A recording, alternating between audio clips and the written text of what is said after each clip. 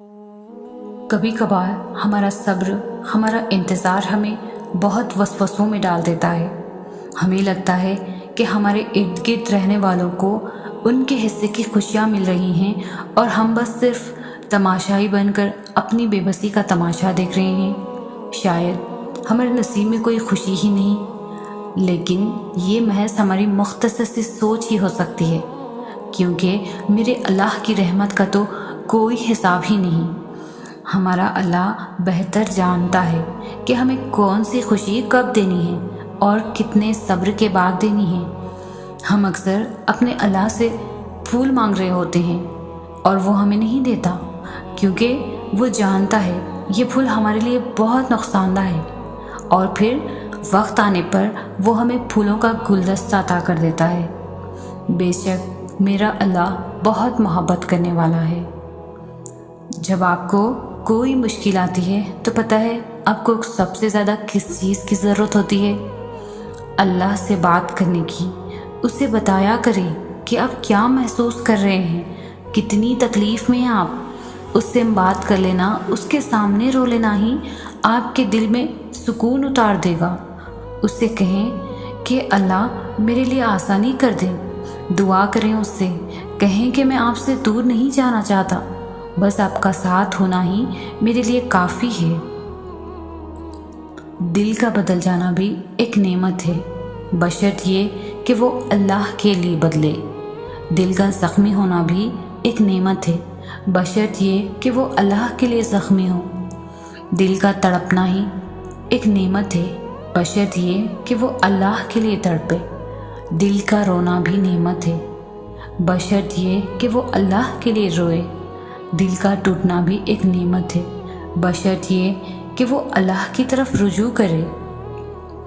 یہ دنیاوی محبتیں تو تمہاری آزمائش کرنے آتی ہیں کہ تم حقیقی محبت سے کتنے قریب ہو، اور جب تم صبر کے ساتھ اس کی رضا میں راضی رہتے ہو تو وہ بھی پھر تمہیں تمہاری من پسند چیز پلک جھپکتے واپس لوٹا دیتا ہے۔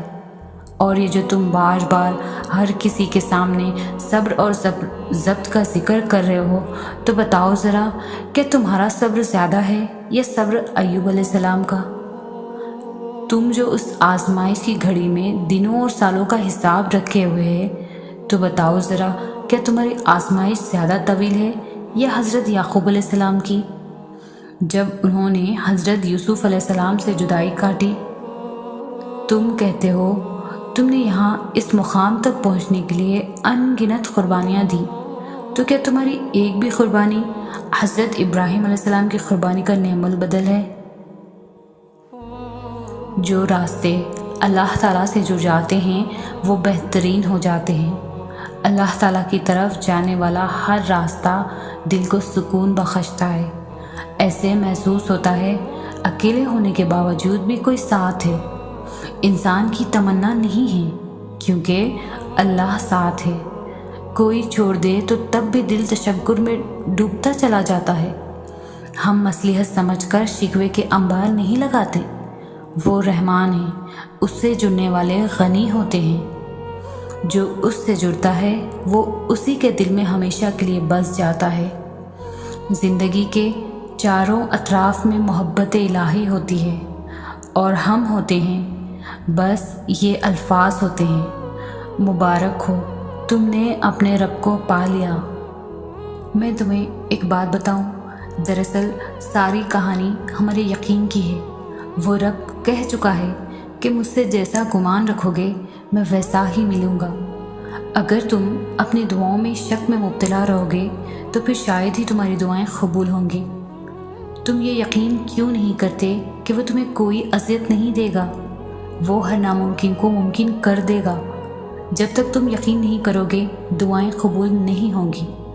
اس کی محبت ہم سے یہ مطالبہ کرتی ہے کہ ہم اس پر اندھا یقین کریں، اس کی قدرت پر کوئی سوال نہ اٹھائیں۔ وہ سمندر کے درمیان راستہ بنانے والا رب تمہیں بھی طوفان سے بچا لے گا۔ وہ کشتی نوح کو پار لگانے والا رب تمہیں بھی ڈوبنے نہیں دے گا۔ وہ آگ کو ٹھنڈا کرنے والا رب تمہیں بھی آزمائش سے نکال دے گا۔ تم یقین تو کرو، تم سوال تو کرنا چھوڑ دو اس کے کن پر، اور پھر تم دیکھو گے وہ سب جو تم دیکھنا چاہتے ہو۔ اللہ پاک کی رضا کے بغیر درخت کا ایک پتا بھی نہیں ہل سکتا۔ تمہاری زندگی میں جو کچھ چل رہا ہے وہ صرف اس کی رضا ہے۔ اگر تم آزمائش سے گزر رہے ہو تو بھی وہ جانتا ہے۔ اگر تم کچھ مانگ رہے ہو اور ابھی نہیں مل رہا تو بھی انتظار کرو، وہ تمہیں تمہارے صبر سے بھی آزمائے گا کہ تم اس صبر کا اجر مانگتے ہو یا نہیں۔ یاد رکھنا، اللہ پاک اپنے بندوں کو ان کی طاقت سے زیادہ کبھی بھی نہیں آزماتا۔ اگر کوئی شے تمہیں اذیت دے رہی ہے تو اسے بتاؤ، اگر کچھ بھول نہیں پا رہے ہو تو اسے بتاؤ۔ ایک وہی ہے جو کن کہہ کر سب بدلنے پر قادر ہے، کیونکہ تم چاہ بھی نہیں سکتے اگر وہ نہ چاہے تو۔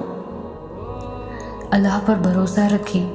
آپ کی آنسوؤں سے بھیگی ہوئی کوئی بھی رات اور تکلیف میں گزرا ہوا کوئی بھی دن کبھی بھی آئے گا نہیں جاتا، کیونکہ زندگی کا ہر آسان اور تکلیف دہ لمحہ اللہ پاک کے کسی عظیم منصوبے کا حصہ ہوتا ہے، جو کبھی تو جلدی سمجھ میں آ جاتا ہے اور کبھی انتظار کرنا پڑتا ہے۔